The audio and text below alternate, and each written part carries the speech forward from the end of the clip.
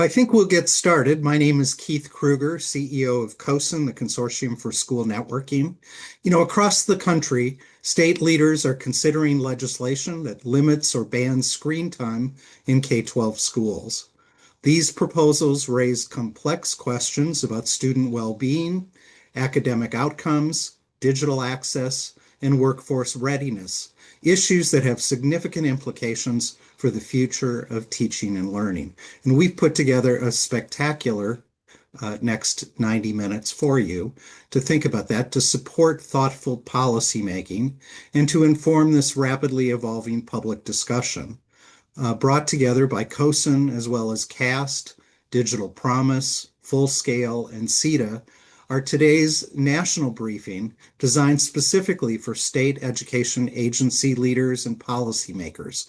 We hope to create a space for informed discussion grounded in research, policy, and the operational realities of education systems.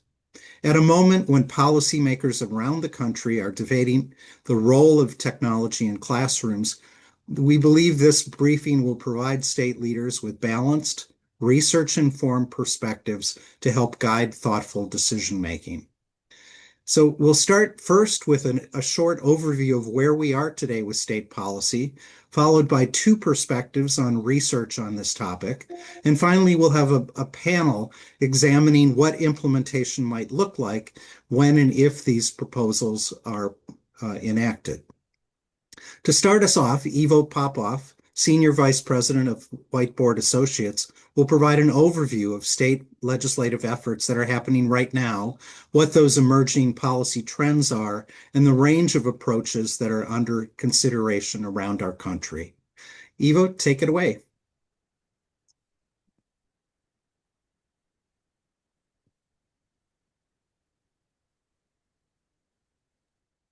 Sorry, one second.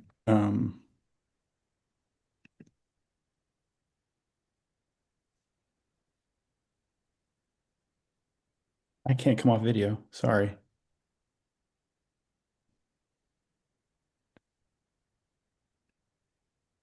There we are. Sorry about that. Apologies. Now we see. Yep. Hello, everybody. Ivo Popov with Whiteboard Advisors. For those who aren't familiar with Whiteboard, we are a social impact consulting firm focused on K-12 education. I work closely with David Shriver and a bunch of other folks in our research team, and I'm happy to walk through where we are with policy. There we are. Sorry. I'm a senior vice president of Whiteboard. As Keith mentioned, prior to joining Whiteboard, I was the Chief Innovation Officer and Assistant Commissioner of Education at the New Jersey Department of Education, where I worked very closely with CoSN and SETDA and was actually, I think, SETDA's Policymaker of the Year for one of the years. Sorry, this is lagging a little bit, so hopefully we'll catch up in a second. Screen time is an area where we've seen a lot of activity, particularly over the last two legislative sessions. It is fair to say that this is driven by a number of factors. I'd say growing concerns about student mental health and well-being. The next group of folks talking about the research that will go in more detail on this. But the cultural impact of Jonathan Haidt's Anxious Generation, I can't say the number of times I've spoken to state leaders who brought that up as part of what's motivating the work in their state. But also, obviously, the student well-being and classroom distraction arguments are sort of driving this. One of the few things that I think you can actually say is bipartisan in many ways. We're seeing, Democratic governors in Connecticut supporting this. Just spoke to a state leader in Texas. They're all over this too. So this isn't sort of a blue versus red thing. And I think broadly speaking, what we're seeing in the legislation and the policymaking is broad agreement around some of the broad policy objectives that folks are going after, which is fewer distractions and improving student well-being. But where we're seeing the, I hate to say battleground because everyone's sort of agreeing, where we're seeing the debate happening and where questions are coming up and where some of the groups, particularly school board associations, superintendent associations, parents, are pushing back on some of the legislation when it comes to how we go about achieving those goals. And that's where I think we'll dive into a little bit more here. Two ways of looking at this. And like I said, over the last few years, we've been seeing this come in waves. The first wave was really focused largely on cell phone restrictions, and nearly every state has introduced some legislation, and 43 have some form of policy in place. And we saw a number of governors talking about this, and this is about reducing personal cell phone usage in classrooms. But what we're seeing sort of in the second wave are a number of states that are introducing legislation and policy more around limiting screen time. We'll get into that a little bit more. But the idea is not just having students not take out their cell phones, but also limiting the amount of time that screens can be used for instructional purposes as well. And in some states, like Indiana, we're seeing that expand beyond schools to thinking about broader social media restrictions for students as well. I don't think I can advance it, Carla, for some Click reason. twice. I'm getting a bonk bonk. There we go. Sorry. It's going backwards now.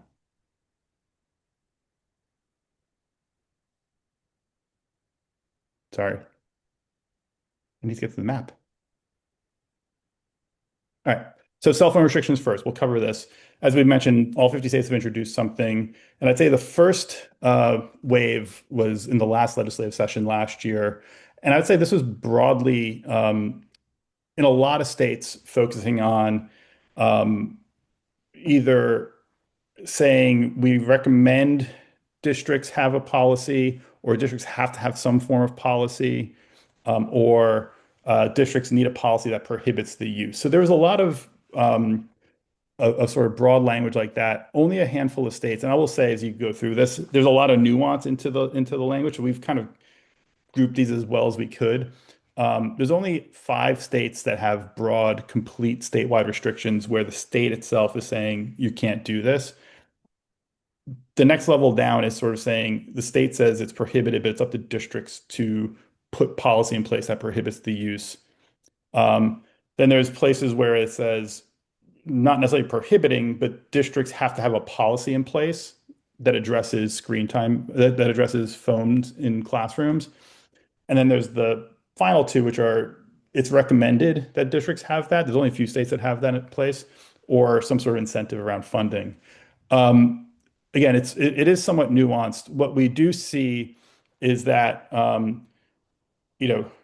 again, all of these bills somewhat have a general commonplace agreement around what they want in terms of fewer students not pulling out their phones and distractions. And what we're seeing more, and this is with the later generation, I'd say this year in particular, of bills that were proposed this year, is more focus on how. So even states like Wisconsin and a few others, like Connecticut, that have bills in place already. Wisconsin's just approved theirs last year. There was a new bill this year that was actually trying to be even more restrictive with, bell-to-bell bans. And some of those are also talking about, getting much more focused on, and this is how you could do it. In Wisconsin, I think they mentioned like pouches. In Massachusetts, they mention, and I think they're being a little bit more progressive around, it's not just pouches, it's also other apps and software that might make cell phones inoperable in classrooms. So we're seeing a lot more focus on how, and then we're also seeing some pushback, particularly from, like I said earlier, some of those associations that are saying, let's pump the brakes a little bit here. We just put out a set of regulations around this last year. Can we see how that goes before we restrict this even more? And we'd like to have some flexibility locally. Most of those bills do have carve-outs for students with IEPs, for emergencies, and in some states for academic purposes. And then some agencies have put out guidelines with model language. And in some of those, even if the language at the state seems somewhat restrictive, like in Texas, the guidance makes it clear that there is some flexibility locally too. So in Texas, for instance, they have specific model language around how you can implement this if you're using a BYOD program in your district, for instance. So the general rule is that, the first wave that went out, even if they were somewhat prohibitive, there was flexibility locally. And what we're seeing now are a second wave of legislation being proposed that is a bit more restrictive. Here are some examples of the ways that states are talking about this. I won't go into too much detail here. I'm assuming we'll make these slides available to everyone, but this is sort of one of those four main categories. Louisiana is the most restrictive. They have a statewide restriction. Wisconsin had a requirement for school policies to prohibit. They were looking to increase that this year with a bell-to-bell ban. Nebraska is a bit more permissive, and then Washington encourages districts to create their own policy. So that's sort of the way to, as examples of what we talked about on the prior page. Screen time policies. So this is the latest sort of move. This is not just about banning cell phones. This is about thinking we've got too many screens in the classroom. We have too much time dedicated to um, uh, digital instruction, and we want to limit that in some sense. So we have seen some momentum here. This was, pending litigation, legislation in a number of places. Two states that had sort of awaiting governor signature, and some of those actually, I think, have been signed, or legislation has been enacted. So these would actually set pretty hard caps for the most part, in terms of the amount of time that can be spent. So, I mean, we have an example here of 45 minutes a day in K-5. I'll be very quick here too. We got four states here with such some examples of what the language looks like in those. Utah has been enacted. That was an update since the map. Um, but as you'll see, the way these are largely framed is around limitations to how often devices can be used for instruction, limiting, like I said, caps, and things like that. So as you think about this, this is all fairly recent. This is mostly the last two legislative sessions. It's fairly dynamic. Even when we see states address like dropping policy, we're then seeing follow-up policy after that, the year after. And while there is large agreement, there are pockets of disagreement around how these things should be implemented. And I think that's it. I'll hand back to Keith. Thanks, Ivo. That really helps us set some ground. And if you have questions for Ivo, we'll have an opportunity at the end of the program to take whatever your questions are. But we want to flip now to what the research is saying. And we have two great experts to help us. Dr. Beth Holland is Managing Director of Research and Policy at FullScale. That they recently merged between the Learning Accelerator and Aurora Institute. And she leads all research and policy partnerships with state leaders, systems, and other organizations to build and translate evidence across the sector. And she's been doing that for 25 years as a educator and researcher, looking at things like digital equity, ed tech innovation, and leadership in K-12. And she was also part of the technical working group to help author the 2024 National EdTech Plan. Our other expert is Dr. Jeremy Rochelle, who serves as Executive Director of Learning Sciences Research at Digital Promise, where he conducts research on the future of learning with technology. He's a fellow of the International Society of the Learning Sciences and is internationally known for his work on artificial intelligence in education, on computer-supported collaborative learning, learning mathematics and technology, and on scaling up research-based technologies. He's had a 30-year career where he's authored over 200 publications. He has 25,000 citations and a high index of 61 per Google Scholar. He also has some patents. So let's go first to Beth. Give us a little overview on how you're thinking about these issues.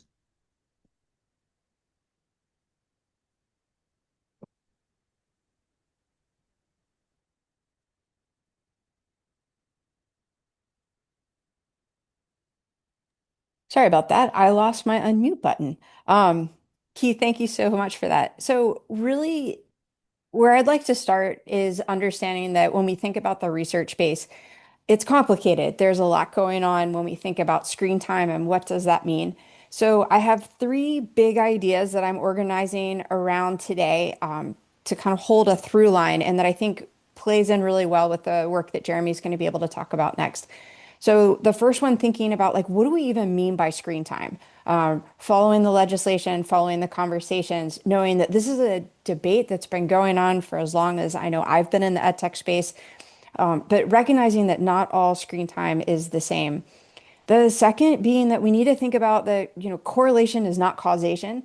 Had a fantastic discussion about this with a group of SETDA members about a week ago, and I think that's an important distinction that we need to hold on to. And then, frankly, the last piece, like the evidence base is really complex. I'm going to give a lot of examples. I'm assuming these slides will come out, be available later. There's a lot of links to different studies, but this is not a simple yes or no, is it working? Is it not kind of a question. So just to get this started, and to begin with this idea of, again, like not all screen time is the same.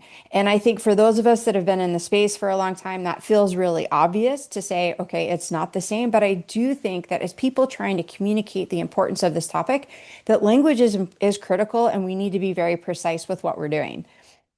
The first one is to know like there's a really long history of screen time research, going back, frankly, to Sesame Street. There was that conversation, television's going to rot your brains. Well, is it? There's a big difference between watching Sesame Street and watching The Simpsons. There's a large body of evidence showing that when we have, and I'm using words carefully, a really actively engaging program that was designed specifically to meet the developmental needs of children, there are really amazing positive effects. And Sesame is a great example of how to think about something that's been going for a really long time, but was very intentionally designed. Taking this a little bit forward, though, if we think about what's happened in a time since, wait, my green screen's back. Since that is we have been seeing this backlash, right? There's been studies that have come out about the deleterious effects of screen time on kids. I brought these up to say, there's challenges with, what are the negative effects when the technology is replacing a behavior. And yet, if we look at this idea of co-viewing, which is also a basis of Sesame Street, what happens when we engage with media together? And then what are the associations with students? These different studies are all being mixed together as one big lump sum around what are the effects of screen time, and yet they're really, really different. And then since COVID, and I wanted to bring a few others that were really being highlighted, as Ivo said, The Anxious Generation by Jonathan Haidt has been cited over and over and over again. A lot of the work from Jean Twenge has been coming up, talking about what are the, again, declines in performance, increases in loneliness. How is this all because of electronic devices? And then this most recent book coming out, asserting that screen time is correlated, and again, using words very carefully, with decreased academic performance on a number of different international standardized assessments, and then also his work with a really large scale meta-analysis. So there's a lot of evidence that's starting to come out, but at the same time, we really need to think about, well, what is this evidence measuring? So the first one, and I think a lot of us here have been saying, like, not all screen time is the same, and we need to think about differences between ed tech and big tech. Confounding social media and ed tech, these are not the same thing. Social media is big tech. When we think about education technology, the first one, and I did go back to the last National Ed Tech Plan, education technology is designed to address the instructional core, that fundamental relationship between teachers and students and content. It's to teach specific knowledge and skills. It's designed to align very intentionally with existing systems and structures inside of school to meet learning needs and to directly support students and teachers. That is not the same as big tech. Now there's elements, right? We have productivity tools like, Google, the Google Suite, the Microsoft Suite, broad general use that do have some education usefulness. But when we're thinking about ed tech versus big tech, they have very different intentions and very different purpose when it comes to what we're looking at. The second thing we really have to think about, and this is why I started with the Sesame Street example, is what are we actually doing with the technology? I was going back through some old writings and realized that we've been talking about active versus passive use since at least 2010.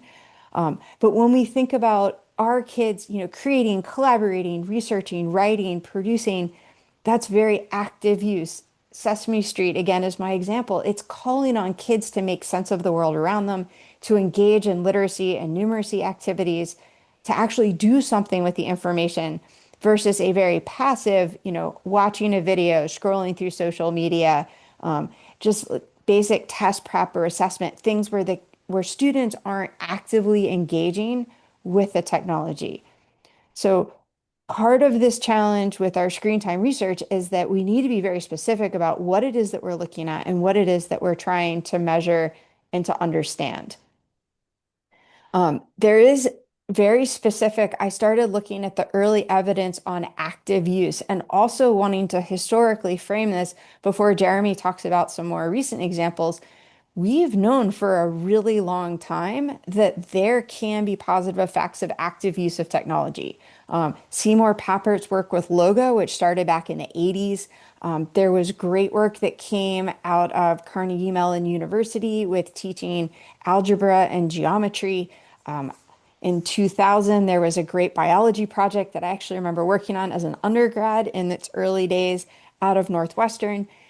And then even some work around a product called Knowledge Forum. But something you'll notice in this data is, sometimes we have to think about delayed effects, right? It's not that it was an immediate measurable thing by a standardized assessment.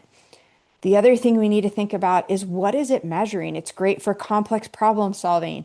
It might be great for vocabulary growth or being able to have more active reflection on learning.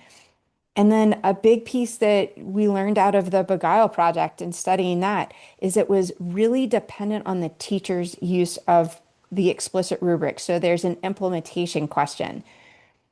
There is an evidence base. These were just the few off the top of my head, frankly, that I pulled in. There's a rather large, robust evidence base that when students are engaged in active use of screen time, there are positive effects. But then this is that big idea that I think is really important. Correlation is not causation.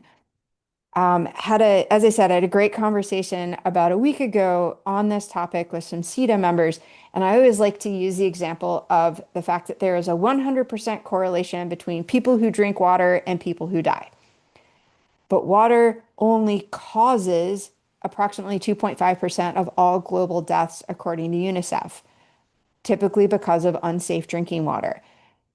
Correlation meaning a relationship between two variables, but causation being an association of effect. And when we think about the research with screen time, this is a really important distinction. I don't take credit, but this was my SETDA colleagues brought this one up and we had a great conversation. There is a strong positive correlation between ice cream sales and shark attacks, which I think is a really important one to come up to think about because of the hidden factors, what we call confounding variables. Like eating ice cream does not cause shark attacks. There's confounding variables. People buy more ice cream and they go swimming more often when it's hot. So we've increased ice cream sales, increased swimming, more people in the water could lead to increased shark attacks. When we think about screen time studies, we need to think about the other factors at play. When we think about studies in ed tech, what is implementation? We did a really large study during the 24-25 school year looking at 7 different ed tech products designed to accelerate student learning.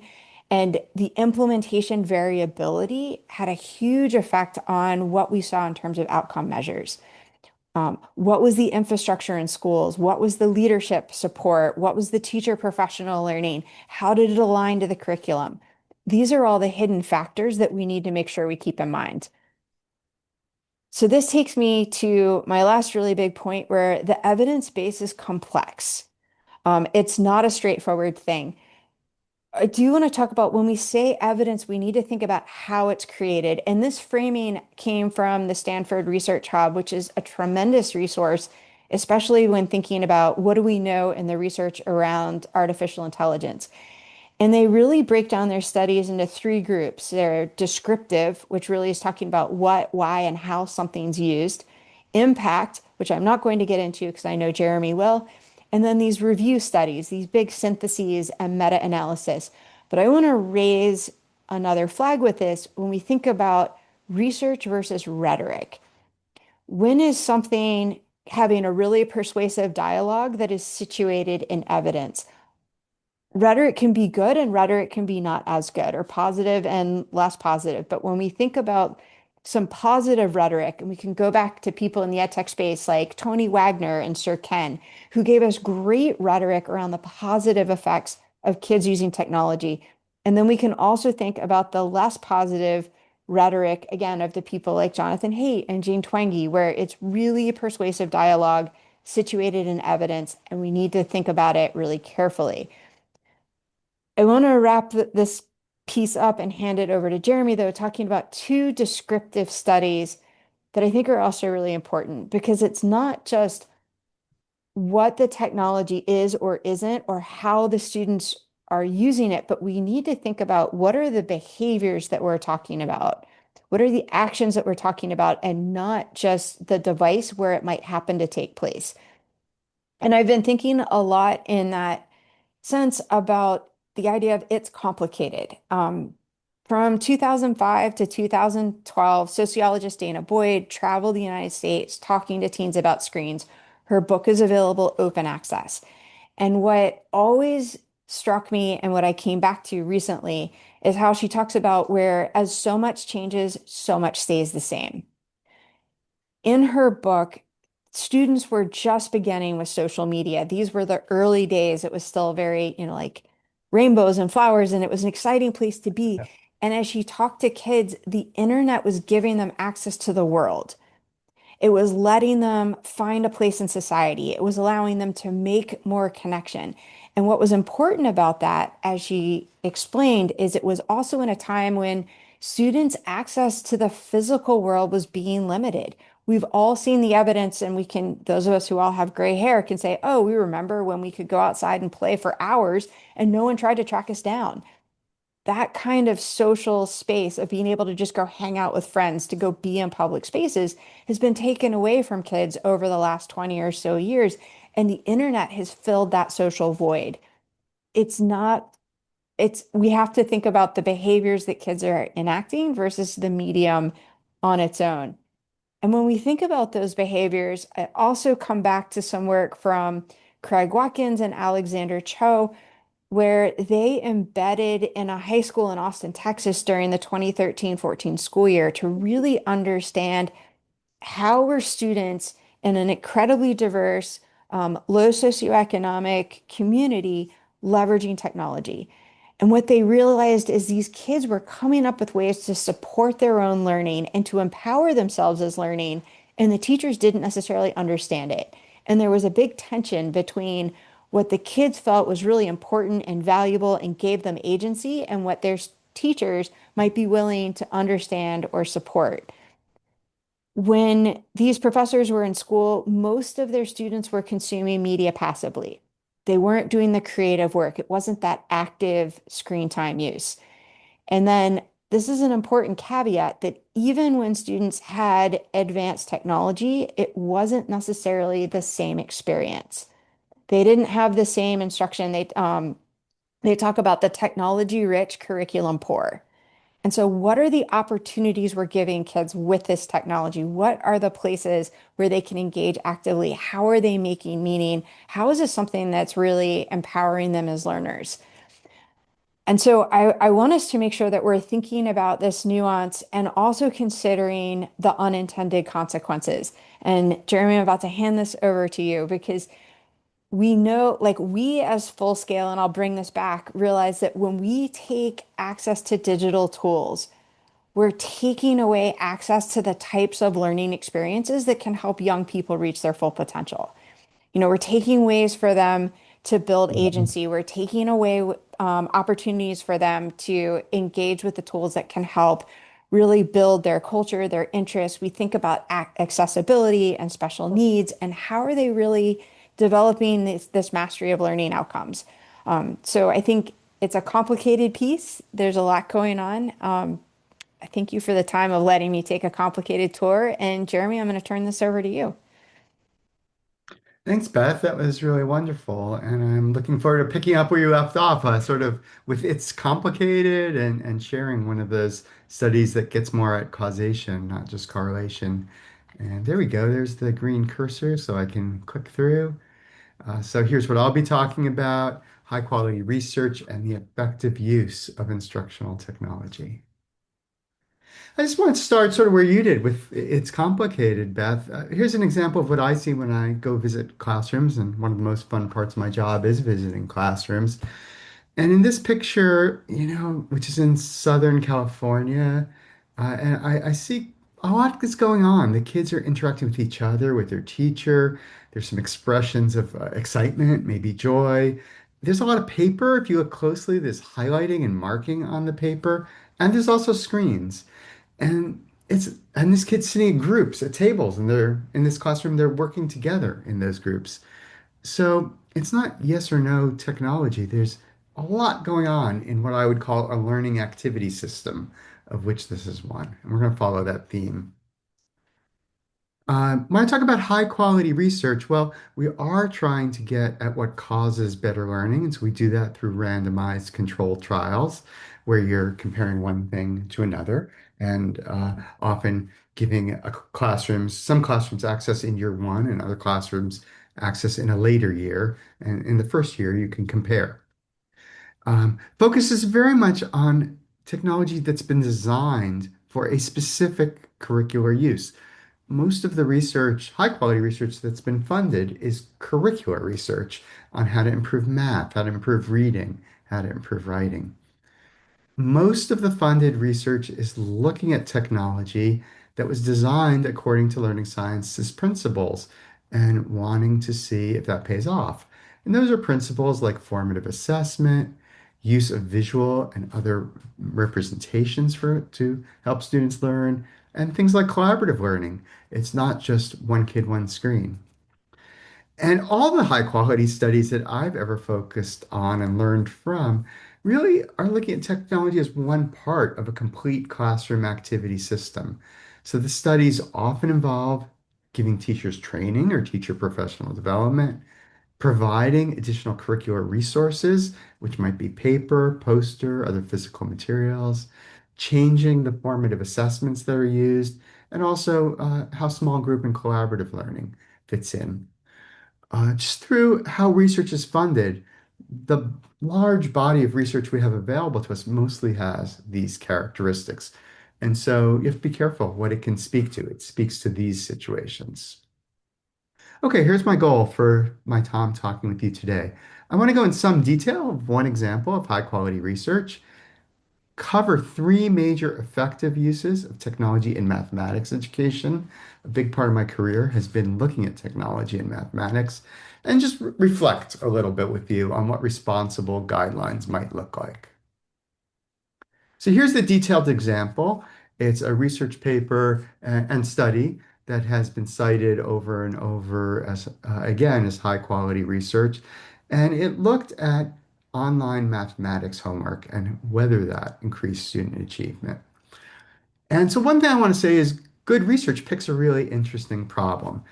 And homework is an interesting problem because lots of parents want their kids to do homework, and lots of parents really worry that homework is not a good thing for their students. And so homework has got this funny place in our society. And we wondered, could homework be much more effective than it is today? The context for the study was it took place in the state of Maine, 2013 to 2015. And Maine had an initiative that gave every student a laptop to take home. So it already had technology saturation. And yet, the evidence to date before we did the study was that there wasn't much impact on math learning happening because students were taking those laptops home. And our hypothesis was that very specific technology Technology for formative assessment could help. And the idea is we could give students feedback while they were working at home. Now, think about that for a second. When you're at home working with math problems, you don't really know if you're getting them right or wrong. And it's really hard to learn if you don't know that basic thing. I like to make an analogy between shooting baskets in basketball. And suppose your teacher, I guess it would be your gym teacher, gave you an assignment to shoot 10 baskets at home, but shoot them with a blindfold. And 3 days later, I'll grade that homework and tell you which baskets went in. Well, it'd be really hard to learn to shoot baskets if you didn't get the feedback on what was right or wrong for several days. And the cool thing about technology is we could provide feedback where there normally is none. When kids are at home, they could be told which problems they're not getting right, given guidance and an opportunity to retry those problems. At the same time, teachers could get data about what students were struggling with in the homework, and then teachers could focus their efforts in the classroom according to that data. That was our hypothesis. The study was a randomized controlled trial. It took place throughout the state of Maine, which has a lot of low-income settings and a lot of rural schools. In the end, over 2,800 students participated in the study. The study included giving teachers a year of professional development, so they were really prepared to do this new approach to homework and we use the assessments software. I should have mentioned that. A lot of work went into making sure the homework in assessments was going to be aligned to teachers' textbooks they were using in the classroom. So that was a really important part of the study, is getting the curriculum all aligned. And I also want to point out, it wasn't pure screen time. At home, students were expected to work out their mathematics on paper, but put the final answer in technology in order to get some feedback. And then they could go back to working it on paper. And we used a standardized test called Terra Nova as an outcome measure, and that will become important later. So here's the results. There's three that are important. On average, the students who did homework in this new way, where they had feedback at home and their teachers had information during the class, they learned more math. And you can see that in that on the right, the yellow bars are taller than the blue bars. The yellow bars being the students who had the new approach. Also, very importantly, the students who started out the school year performing lower in math gained more by having the feedback at home. And you can see that in that the bar grows a lot more between these two groups than it does over to the right. So the low performing students are seeing more gains. This is a gap closing kind of effect. And the third thing that was really cool was that teachers changed how they reviewed homework in class. And they weren't reviewing homework on a computer or on a screen. They were at the blackboard. However, the computer let them see which problems were particularly hard for students the prior night. And they would choose, instead of reviewing 10 homework problems, let's say, typically they're down to reviewing only 3 homework problems with their students and spending more time on each of those problems because those were the ones that were really tough for the students. So that information and insight really enable teachers to be more selective about how they taught. And there's a quote from a teacher: "Now it's easier for me to go back and pick out the specific ones, specific problems I want them to do, target those questions, those areas where most of the class is struggling with, so I can spend more time with it." Now, the previous charts, a couple slides back, showed an effect, and it's really hard to explain and interpret research-based effects. But in this case, we had a great tool at our side in that we used the Terra Nova test. And the Terra Nova test is calibrated so that when you get a scale score out of the test based on the student's performance, those are these numbers at the bottom, you can relate those scale scores to the national norms of grade levels. So the purple dots going up here are showing the higher the scale score, the higher the grade level your score is equivalent to. And so we can put into context how big a gain students had by using the technology. The control group which by the way had technology. They just didn't have any interactive feedback while they were doing homework. They were performing a little bit above the eighth grade level. This was a middle school study. This is by the end of the year. And the group that was using assessments was a little bit above the ninth grade level. So that's a pretty big effect for using this technology. So why is this relevant today? Well, the study doesn't point to the mere presence or absence of technology, but to really thoughtful curricular design aimed at solving a problem, in this case, making homework better. And a lot of attention was paid to the teacher's role, that whole year of professional development the teachers got. And I also want to point out, we did track how much the students use the technology, and we found that about 30 to 45 minutes a week of using this technology as part of their math class was enough. It's not crazy amounts. This is one of three. So that's the end of that study. I'm just going to go on and say that there's lots of studies of the power of feedback in learning and many tools that use that power. I would call those all guided practice. And guided practice is one category of technology use that pays off. There's another category that really focuses on conceptual understanding, kids making sense of topics like math and science. And that uses the power of technology to show representations that mix together visual and other representations. And there's a third powerful use. Each of these has a body of research behind it that I would say focuses on cognitive load. That starts with graphing calculators, was where this first came out. When you give students a graphing calculator, you can offload some of the calculations they need to do so they can focus on the big idea. And it can help students stay in that zone of proximal development where they're really focused on what they're supposed to be learning. So everyday tools like graphing calculators and spreadsheets, when used well, can reduce some of the cognitive load on things you don't need to be thinking about right now, but increase the engagement around the important, challenging ideas. And of course, there's benefits for teachers too. I'm just going to close this out with a few reflections I have on what responsible usage guidelines might look like. Um, just based on the research, like I said, the research doesn't cover everything that might happen in a school with technology. It's really focused more on these curricular, well-planned, well-designed uses.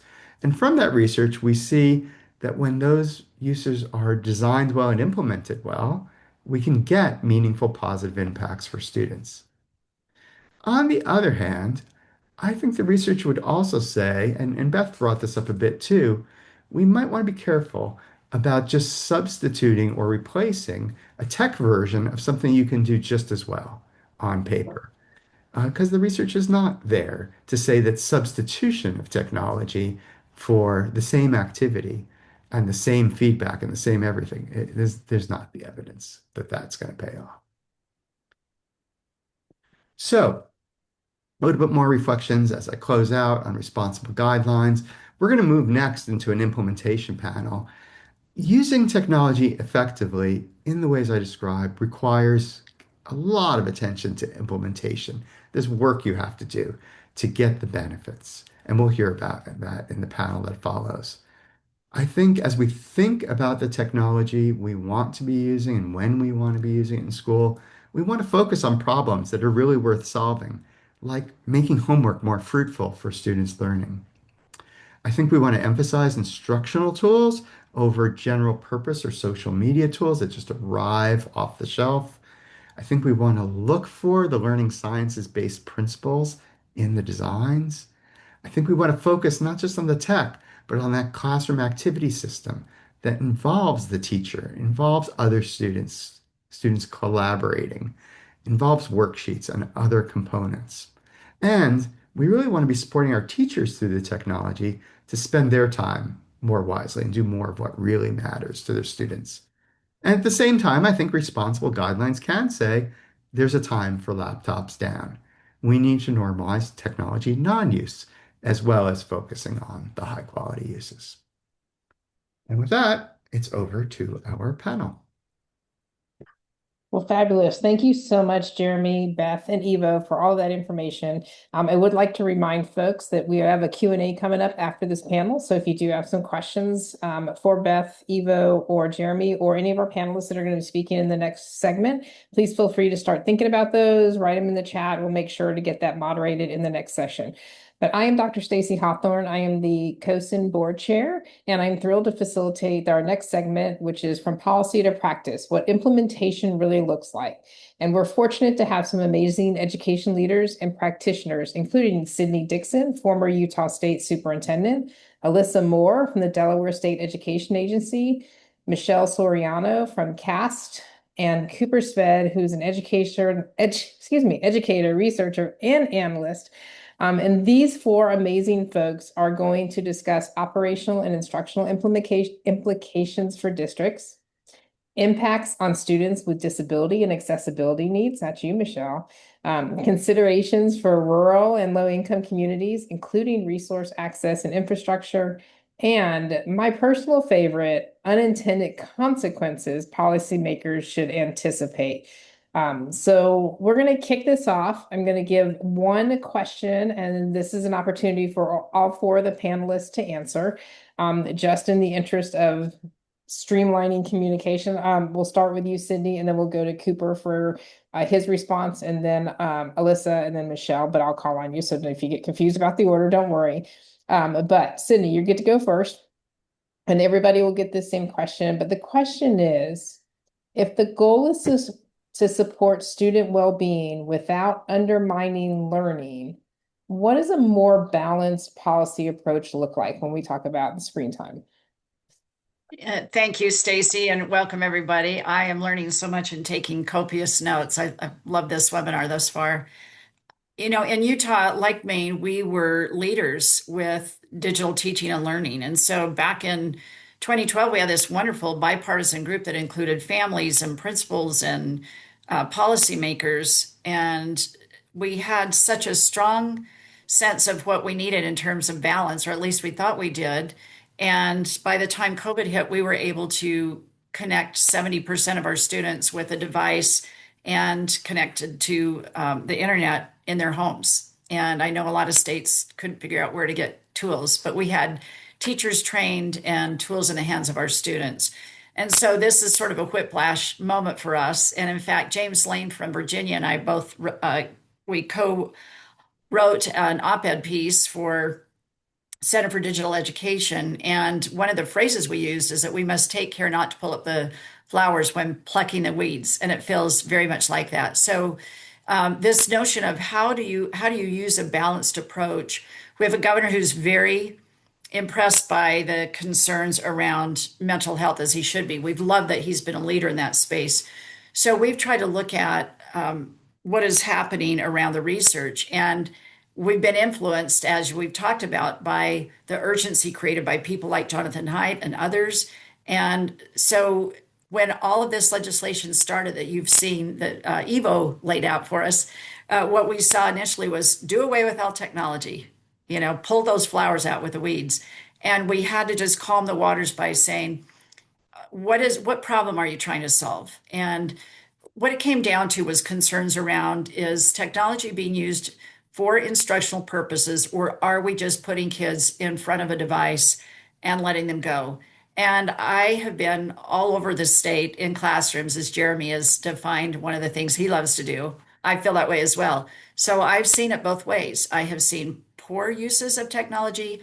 I've seen excellent uses of technology. So a policy approach should be focused on the purpose. What's the purpose and the use of the technology? How can it differentiate, enhance, improve?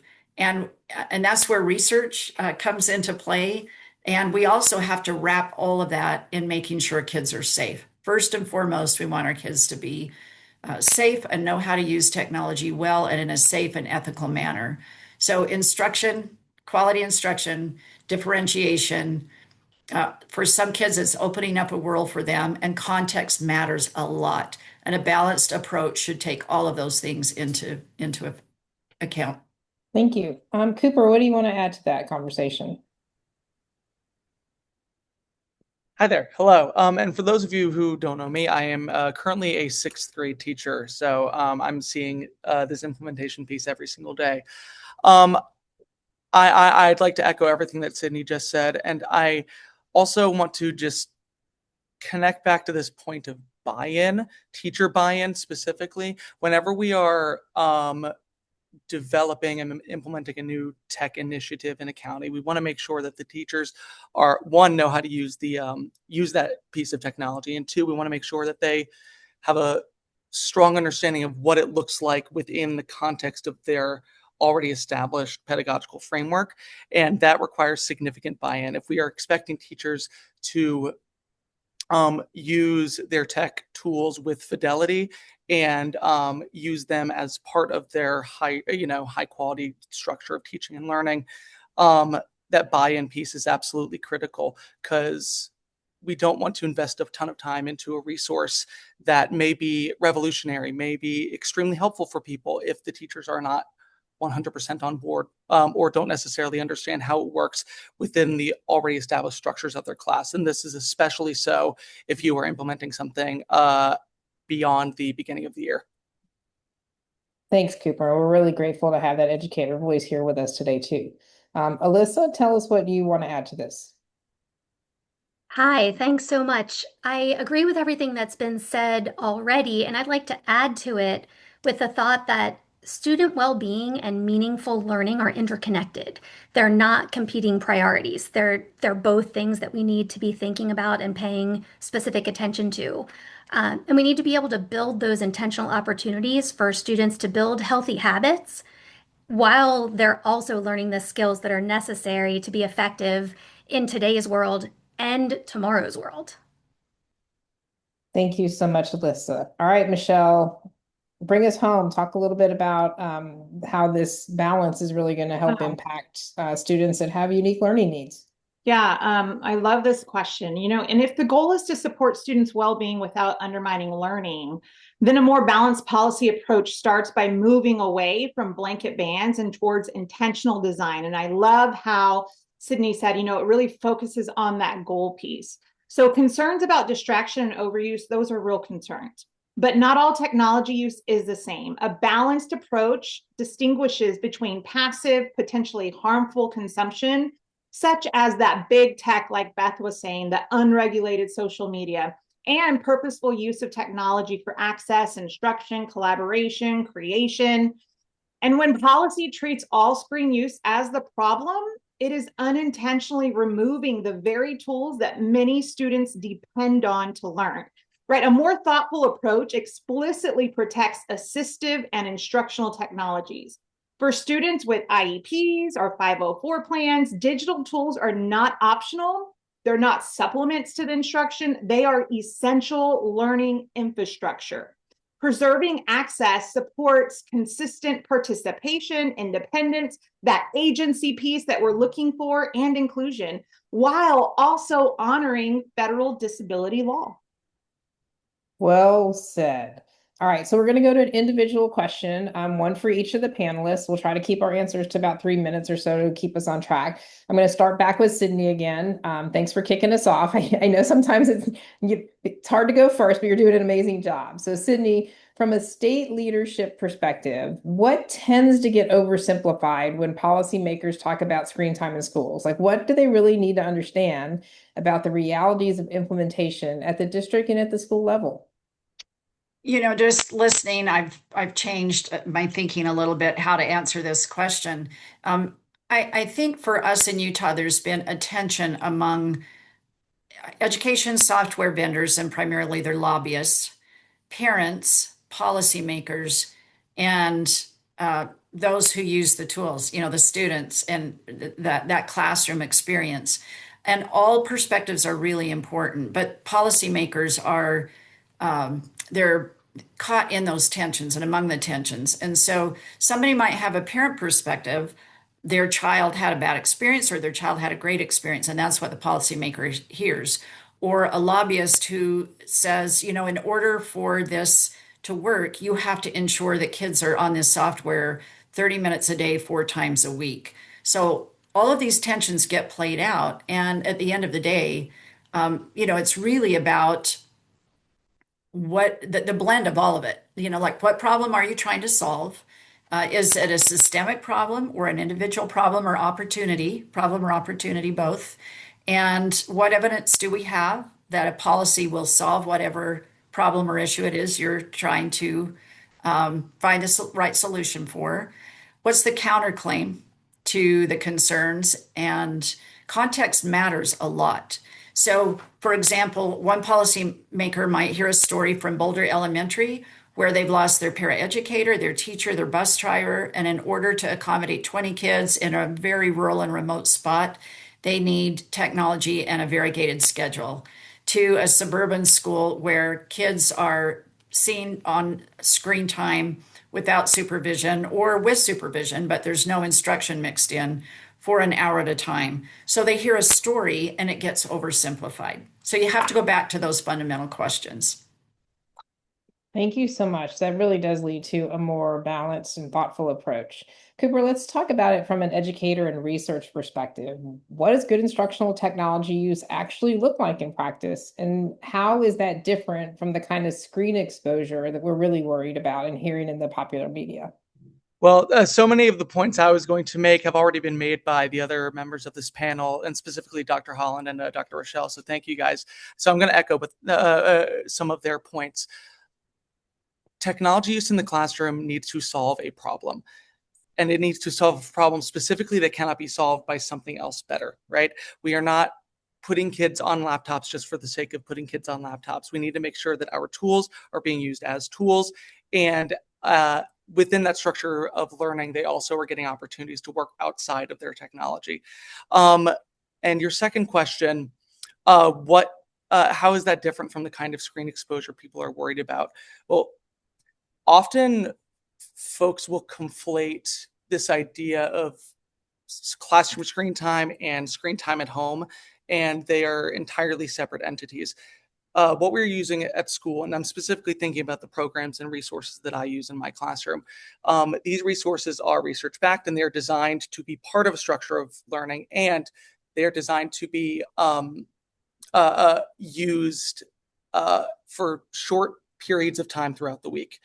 Whereas something like, I'm going to talk about Candy Crush for a second. That game is designed to keep people hooked. It's designed to produce quick dopamine hits and keep people engaged for as long as possible so that they will stay on the platform and potentially spend money. That kind of screen time has it can be incredibly harmful, but it is not the exact same thing as what we're doing at school. They have different uses. They are different applications, and a trained educator knows how to use their education tech resources. Thank you, Cooper. So let's go back to a state level look. And Alyssa, I'm going to talk to you. In Delaware, you guys have done so much important work around digital citizenship. How should state leaders think about preparing students to use technology well? So in Delaware, we have enacted the Digital Citizenship Education Act, and that is legislation around media literacy and digital citizenship instruction. So through that legislation, we integrate instruction around purposeful and acceptable use of things like social media and the internet. Not that we are necessarily using social media in school, but in thinking that this instruction needs to be for school and life. And so we also talk about topics like cyberbullying and hacking and piracy to get at all the aspects of digital citizenship, cyber safety, cybersecurity, cyber ethics, thinking about helping them identify hate speech, the pieces that they need to be safe when they're utilizing technology and online tools, or when they are receiving information in all the different ways that it comes at us now. We get it from the internet, we get it from our apps, from social media, from TV, from podcasts. Some people still listen to the radio and hear it there.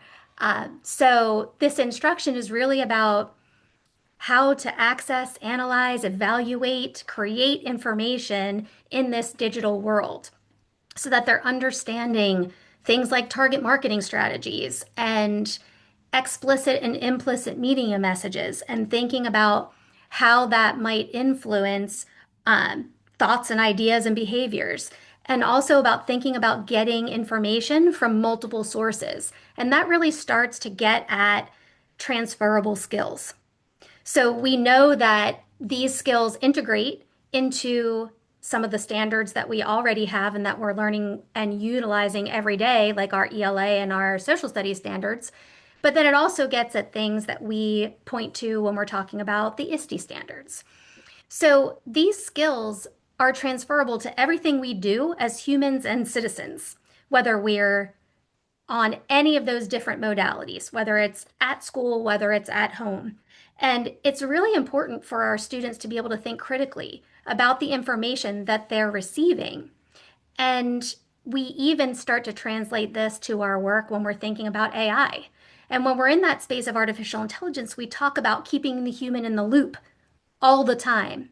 That's really, really important. And instruction like this is one step towards how we do that, how we keep students, the humans, in the loop when they're working with any type of technology, when they're receiving or giving any type of information. It's also super important and critical as we teach them to think about how they're communicating, because they're communicating with different audiences and in different modalities all day long, which is a much different world than the way that we might have grown up, where it wasn't there wasn't quite as much multitasking and code switching happening all the time. So I really think it's important for states to think about a couple of different things, like thinking about teaching those critical thinking skills and how to synthesize that and transfer those skills to digital information.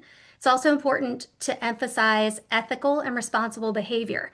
That's really what we want to get at: safe, responsible, ethical use of technology, and how we build those skills and translate them to real world situations. We also want to make sure we're thinking a lot about prioritizing data privacy and security so that students are learning about their digital footprint, learning about how their data is being used when they're utilizing these tools, and of course, supporting our educators so that they are helping to build digital citizens. Our world, whether it's inside a school or out, even more so out of school, is digital. And it's a bombardment. And so we really need to prepare students to responsibly navigate and shape a world that is becoming more digital every day. Fabulous. And you brought so much up in there that is such a great answer. You know, sometimes I just make a joke, like I just wish every kid, every student in America could learn digital and media literacy, because I dream of a day of going to a restaurant and not having to hear somebody else's conversation on a speakerphone, which is an important life skill, but there's so much more. And I really appreciate you digging deep into that. Michelle, let's go over to you. Talk to us a little bit about how broad screen time restrictions affect students with disabilities. You talked a little bit in your opening answer, but particularly when technology is a part of an accessibility, participation, communication, or individualized support plan. Yeah, this is so important. So I'm going to repeat like the first part again, because I think it's necessary that we hear it multiple times. So when we talk about broad screen time restrictions, it's important to understand that for students with disabilities, screens are not about choice. It's not about convenience. They're about access, right? I want to say that over and over again. It's about access. So many students rely on technology to do the same things, the basic things that their peers do just as second nature. Things like reading, writing, communicating, and organizing their work.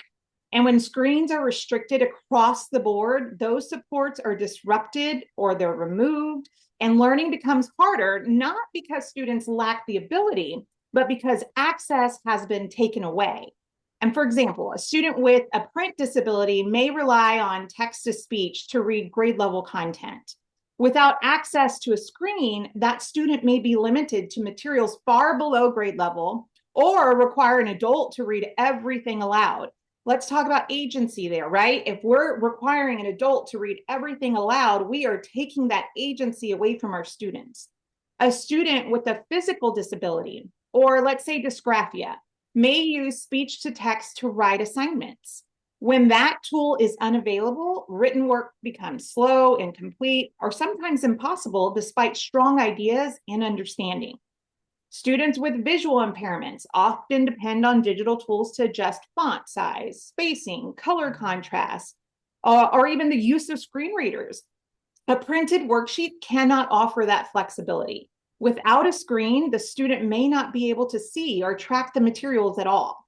And then for students who have communication disabilities or differences, technology is often how they participate. Let's think about AAC communication devices or communication apps, or maybe it's a symbol-based support that allows students to ask questions, share ideas, and engage with peers. When screen access is restricted, those students don't just lose a tool, they lose their voice in the classroom. Technology also supports students who need help with organization, attention, or memory, right? We're talking executive functions here. I am a 43-year-old woman and I still need support with my executive functions, right? So thinking about our students as well. Digital planners, reminders, note-taking supports, and visual schedules, they help students manage assignments, follow multi-step tasks. Removing those tools increases confusion, missed work, reliance on adults, right? We're emphasizing that. And even when students had previously been working independently, right? That inconsistency, it has a huge impact. Broad screen restrictions also interfere with compliance base, right? We're talking individualized supports required under their IEPs, their 504 plans. Students are expected to use their accommodations routinely and independently during instruction in order to access those same supports during assessments. So let's think about that. When that technology is removed from that daily classroom use, students lose the opportunity to practice and maintain their skills with these tools. And then as a result of that, they may be prevented from using them and their approved accommodations during the testing that they're doing. And therefore, assessments are no longer going to reflect what students actually know. It's going to be a barrier because the environment that we've designed has removed that access. And in some cases, exceptions are made that allow students to use technology in separate rooms or alternative locations. And while this may seem like a solution to some, it often creates a trade-off, right? Access in exchange for separation. Students must leave their classroom community in order to learn, to communicate, or complete work. And this runs counter to decades of progress towards inclusive education, and it limits opportunities for peer interaction and shared learning. So I think overall, we just have to really think about the goal, the use of it, and how is it impacting all of our learners. And when we mean all, we mean all, right? We even think about, somebody said, what is that goal? How are we making sure that we're engaging? Well, universal design for learning talks about flexibility. It talks about choice. It talks about how we are all very different and how we have preferences and how we want and need to learn. And when we offer flexibility, including the use of screens, everybody benefits from it. Thanks, Michelle. I'm going to ask you a quick follow-up. We just have about a minute left on the panel, and I'm going to wrap it up here with you. But this is going back to the unintended consequences. So you talked about sometimes students have to lose, they can use the device, but they have to go to another place or they have to do things. What are your thoughts just briefly on the unintended consequence if a student has a tool, technology related in a Section 504 plan or an IEP plan, and there are bans, but that students still get access to that tool. Like, one of the concerns I'm worried about is we're now outing students that have Section 504 and IEP plans, and that should be an individual conversation between the student and the teacher. It's not something that everybody else in the classroom needs to know about. What are your thoughts on that? Yeah, absolutely. I mean, I think it's a lose-lose on both ends in some instances, right? You're going to a separate location to use it. That is a huge lose, right? A loss, because you're taking them away from the content, the curriculum, the collaboration. They're missing out on some of that core instruction. But at the same time, if they're the only ones that are able to use that device in their classroom setting because they have accommodations and they require it, then that's also putting a stigma, right? We're labeling those individuals to where now students are not going to want to use their accommodations because that makes them different, right? So it's really this rock and this hard place. Best practice is to think about, I mean, somebody said it earlier, we cannot prepare all of our students for the 21st century jobs, careers, college, if we're giving them 19th century tools to use, right? We have to be able to teach them how to have responsible use, get some guidelines in place that allows them to think about, what's the purpose of it? How are we going to utilize it? And how does everybody benefit from this? We truly do believe, what is required for some is beneficial for all at some point in their instructional, environments. And so we need to think about, what are the impacts of this? How can we not single out these students? And how can we make sure that we're bringing in that flexibility and choice? Because that's how our students are going to become productive members of society, knowing how to use that technology appropriately, just preparing them for it. Thank you, Michelle. And also a huge thank you to Sydney, Cooper, and Alyssa. I am going to turn it over to the one, the only, the amazing Julia Fallon to lead our Q&A. Thanks, everyone. Hi, everybody. I'm Julia Fallon with SETDA. We have been very steeped in having internal conversations about how state leaders can really help their state education agencies make very informed decisions, right? Both from the research, but also really understanding what the implementation challenges are. And I hope that we both panels that we definitely gave you some of that.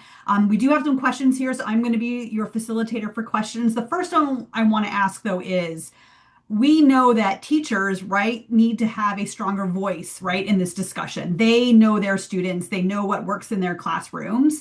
And how do we help teachers be better, right, regardless of the use of technology? So I know that there's a question that's directly to Cooper in this instance, but if others have comments or thoughts, please feel free to weigh in. But Cooper, what would you suggest that policymakers and district leadership do to ensure that teachers are considered and consulted in these decisions, right, as stakeholders in these policies and implementation that ultimately impacts what they're able to do in the classroom?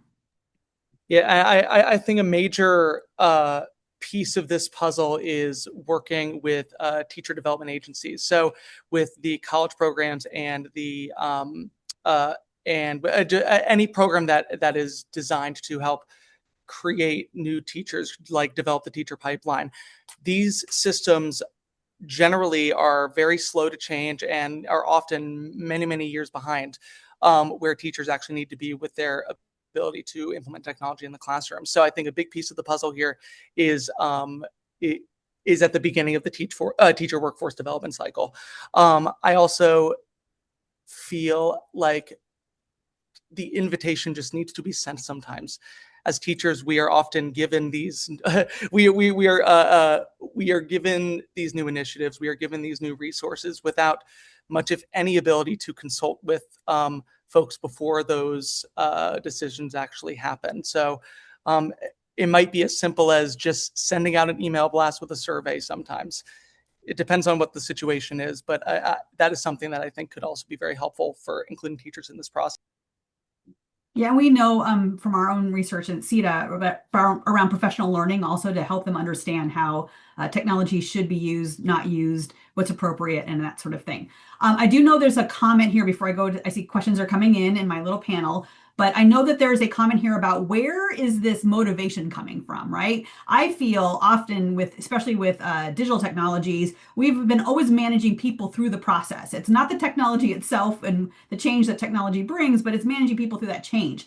So I was going to ask a couple of our folks here, our presenters, about where do you think this is coming from? We do know that it's a more coordinated, it's not a grassroots sort of thing. It's a very coordinated sort of campaign. And if anybody be willing to pop in here and chat a little bit about where we think this is all coming from.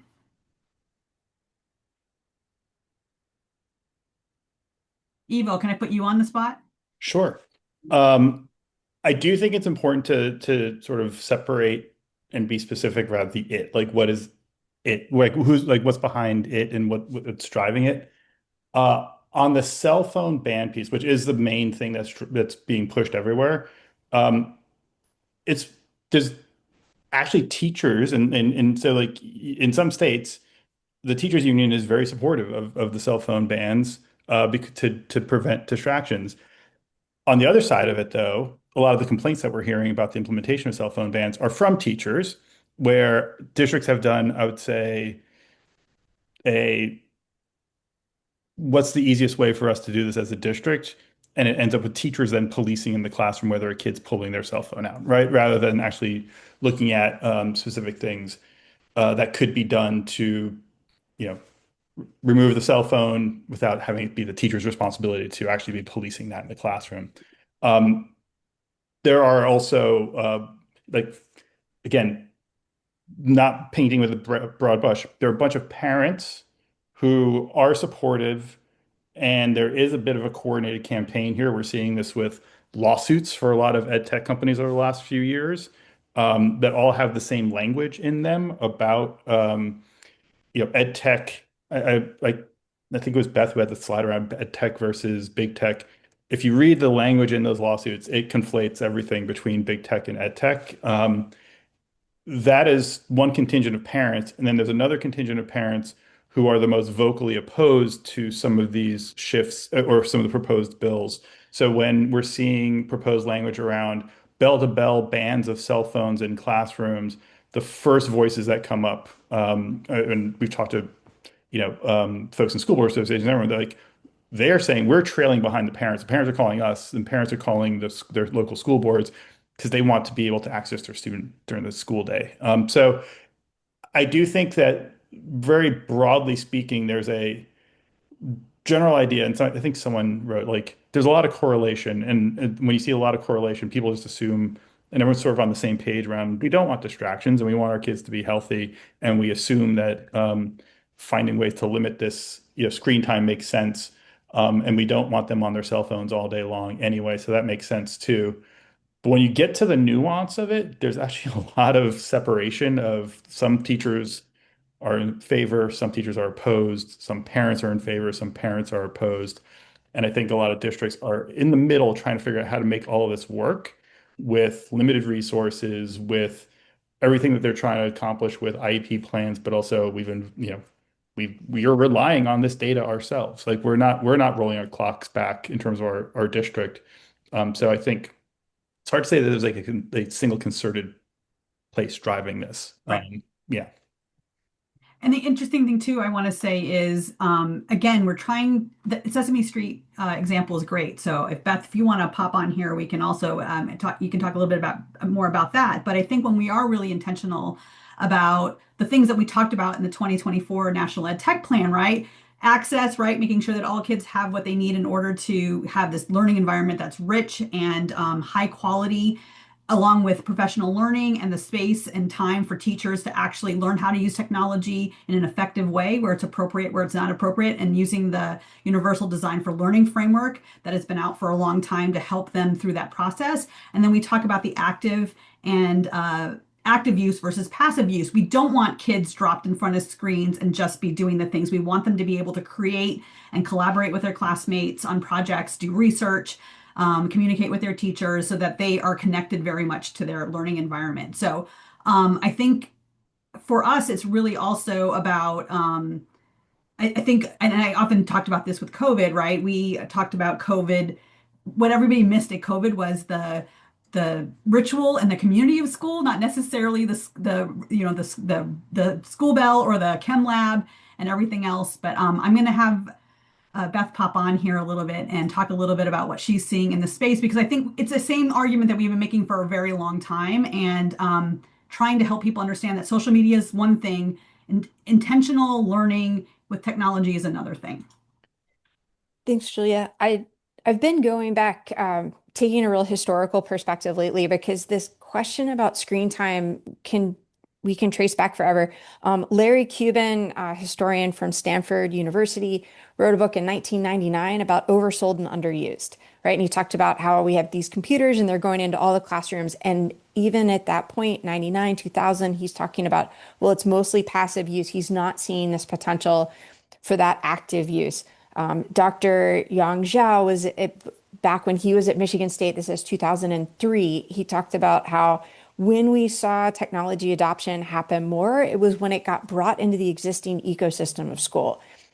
The challenge is that when we think about technology and the potential for all of this active technology coming into classrooms, it's changing what we think of as traditional school, right? It's not that it's what Larry Cuban calls the grammar of school. We're not seeing the teacher at the front of the room, the kids quiet in rows, everybody doing the same thing at the same time.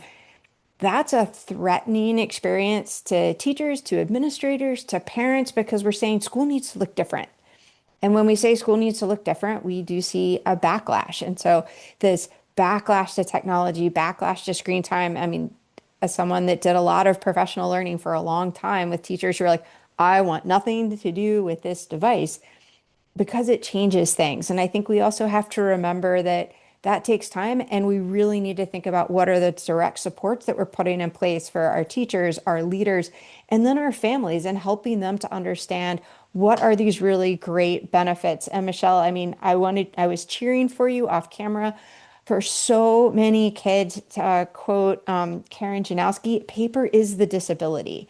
And when we take away that digital access, we take away their opportunity to learn. And so all of this comes together in a really complex way, but we have to remember that it's not one driver, but this is a conversation that's been happening at length for a long time. Yeah, and I think we've been really grappling with what the research says, and then also looking at what's coming out, right? I think I just saw, and I'll have to go look at it. One of the ed tech, they kind of can see what people are working on. It's 77 minutes, right? So is that appropriate over a whole day for a student to be using their device in their classroom? That's the average that they're seeing, at least for their population that they were sampling and everything else. The next question I have is Dr. Julie Evans talks a lot about free agent learning. And John Falk and Lynn Dickering have written about free choice learning. So if we remove tech options, do we take away agency from students? Is there anybody that wants to take a gander at this question? I'll start it off. I think absolutely. When we think about learner agency, right, we're thinking about students making the choices and identifying what it is that they need in order to be successful. And so when we take that off of the come and get it table, if you will, then students don't have the option to, one, see if it's working for them, to engage with that, to understand whether or not that is a support that is necessary or that they can utilize in the future. And so it's relinquishing our control with some really explicit guidelines, though, right? The guidelines that help us as educators understand, how are we going to teach them how to use this? How are we going to provide them with the options? But that agency piece is where the students get to say, hey, I'm going to be learning. Our friend Cooper was teaching fractions today, right? We're going to be learning about fractions. I know that I'm going to need this calculator here to come and help me. I know I'm going to need this tool that I use on my computer that's going to help me navigate through that. Other students will say, hey, I don't need that today. But it's that agency of being able to choose what is right for them.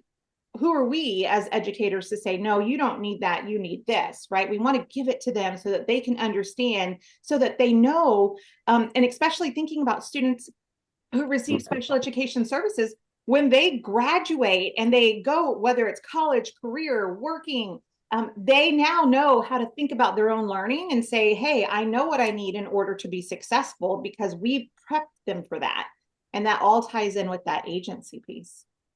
Thank you. Anybody else want to take a gander at that one? Julia, I'd like to add to what Michelle was saying about student agency. Sometimes we get the best messages from the students themselves. And earlier this year, we did an artificial intelligence summit and had a student panel. And during that panel, the students kept coming back to, we want to learn and have someone teach us how to use this technology and how to be safe when we use it. But right now, we're just learning it ourselves. And we really want that structured, supported environment to learn how to utilize these tools correctly. So right along with that agency and them being able to choose what is most helpful for them, they also want us to help them learn how to use it the right way and safely. It sounds like also they should probably be part of the stakeholder group, right? Going to students, because I think when students have a say in the policy development or how it's going to be implemented, they actually adhere to it probably a lot more, and they want to make sure that they have access to what they have access to, and that they'll follow the policies that go into play. I'm going to give the next question that I have here to Sydney, because as a former state superintendent, I think, and Utah being not just very urban, right? It's very rural. One person asked about what about the rise of hybrid and online schools, especially for like our rural and family and for our rural families and families whose children do better in non-traditional school settings. Like what kind of things should we be thinking about? Because if we do this as a sweeping policy, we might be actually cutting off these types of folks from educational opportunities. Right. I love the question because a lot of our rural and remote schools have been some of the most innovative when it comes to the use of technology. A lot of these kiddos are on buses for a long period of time. A lot of them are pretty isolated, and it's a way for them to connect with peers in other parts of the state and the country and other parts of the world. So we've seen some great innovative uses of technology, especially in our rural and remote classrooms. I went to a two-room school. I was in the largest class of 7 kids. So imagine being a teacher where you have maybe, 15 kids in an entire school, and technology is critical for personalized learning in those spaces. So context matters a lot. And this recent policy, you saw that big blue on our state when Eva was sharing some of the latest policy trends. And we have had a lot of whiplash, but the more these stories got out to the sponsor of a piece of legislation that wanted to ban all technology primarily until high school, that was really important for her to hear how it mattered in context. It mattered to families. We've had some online schools for, goodness, decades now, and they've served us very, very well. We also have policy that allows for students to be fully immersed in a high school, elementary school, middle school, and still take courses online.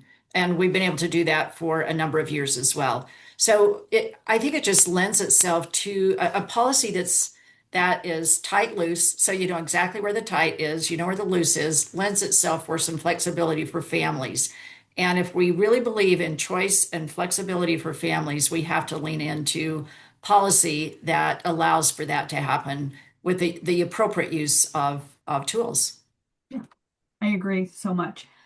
We have another question here, and I don't know if we have enough time to actually answer it because I know that people are conflating screen time with social media and with device bans and all of that sort of thing. So, and I'm going to call it Victor here from Scribble and everything else. I think it is easier to, I'm going to say this, it is easier to police those physical devices.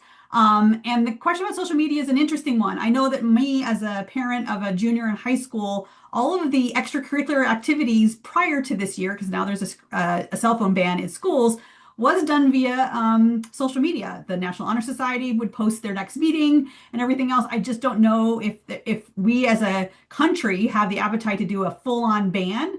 We're not like Australia. We're more like the European Union in that case. Every state is a little bit different. But I'm wondering like how schools are handling some of that sort of thing. And I see Evo popped his screen on, so I'm hoping that he'll maybe be able to take us out here before we hand it back to Keith Kruger. Yeah, I think as you look at the state policy from a state policy perspective on this, I'd say look at this from 3 lenses. One is personal cell phone bans. To your point, Victor, that's the easiest. The device, we know that there's a problem with kids bringing their cell phone in and taking it out in class and following what's going on on social media. So that's the problem that people are trying to solve for. So that's one. Two, and this is what Sydney was just talking about, but as also we've seen on that second map, a number of states that are looking at, all right, it's not just cell phones. How do we limit the amount of screen time that students have in class? Not just on their device, but it could be a district device. It could be any device or any tool. That's a second layer down of how are we preventing this. And the third, and I would urge folks to look at Indiana for this. I think we have the info on it. They were looking at not just this would be a different panel. This isn't just school. This is in general. Are we able to restrict social media for kids under 16, I believe, in the state? That would apply in school, it would apply out of school. So I think those are the 3 layers of this, with the first 2 being very school focused and the other one being more, say, social social society focused, if that makes sense. I was going to say it's very complicated, and I don't think we have enough time to dig into it. Nor do I think it's ours to carry, the ed tech community alone to carry. Right? It is that societal conversation that we need to happen. So thanks, Ivo, for taking a gander at that one. I'm going to hand this back to Keith Kruger to close us out for today. Thanks, Julia, and thanks to all the presenters.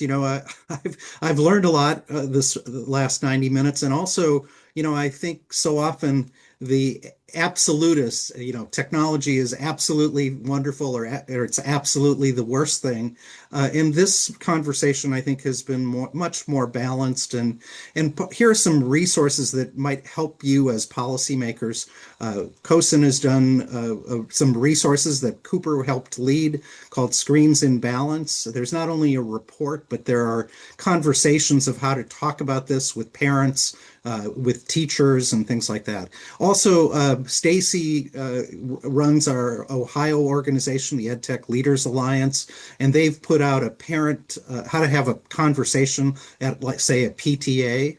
So that may be useful. And finally, there's been a lot of discussion over the last 90 minutes about the difference between kind of big tech and ed tech.